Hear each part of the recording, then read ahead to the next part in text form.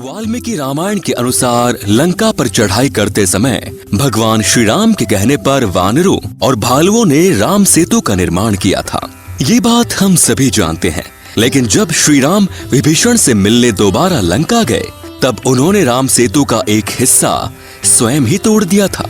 ये बात बहुत कम लोग जानते हैं। इससे जुड़ी कथा का वर्णन पद्म पुराण के सृष्टि खंड में मिलता है। पद्म पुराण के अनुसार अयोध्या का राजा बनने के बाद एक दिन भगवान श्री राम को विभीषण का विचार आया। उन्होंने सोचा कि रावण की मृत्यु के बाद विभीषण किस तरह लंका का शासन कर रहे हैं, उन्हें कोई परेशानी तो नहीं है।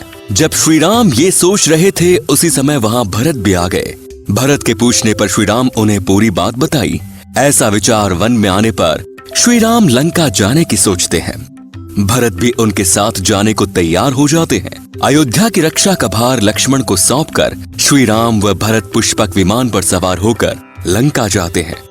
जब श्री राम व भरत पुष्पक विमान से लंका जा रहे होते हैं, रास्ते में किष्किंधा नगरी आती है। श्री राम व भरत थोड़ी देर वहां ठहरते हैं और सुग्रीव से अन्य वानरों से भी मिलते हैं।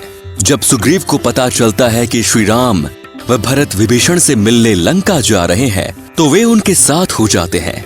रास्ते में श्री राम भरत को वो पुल दिखाते हैं जो वानरों व भालुओं ने समुद्र पर बनाया था। जब विभीषण को पता चलता है कि श्री राम, भरत व सुग्रीव लंका आ रहे हैं तो वे पूरे नगर को सजाने के लिए कहते हैं। विभीषण श्री राम, भरत व सुग्रीव से मिलकर बहुत प्रसन्न होते हैं। श्री राम 3 दिन तक लंका में ठहरते हैं और विभीषण को धर्म अधर्म का ज्ञान देते हैं और कहते हैं कि तुम हमेशा धर्म पूर्वक इस नगर पर राज्य करना। जब श्री राम पुनः अयोध्या जाने के लिए पुष्पक विमान पर बैठते हैं तो विभीषण उनसे कहता है कि श्री राम, आपने जैसा मुझसे कहा है ठीक उसी तरह मैं धर्म पूर्वक राज्य करूंगा, लेकिन इस सेतु पुल के मार्ग से जब मानव यहाँ आकर मुझे सताएंगे उस स्थिति में मुझे क्या करना चाहिए। विभीषण के ऐसा कहने पर श्री राम ने अपने बाणों से उस सेतु के 2 टुकड़े कर दिए। फिर 3 भाग करके बीच का हिस्सा भी अपने बाणों से तोड़ दिया। इस तरह स्वयं श्री राम ने ही राम सेतु तोड़ा था।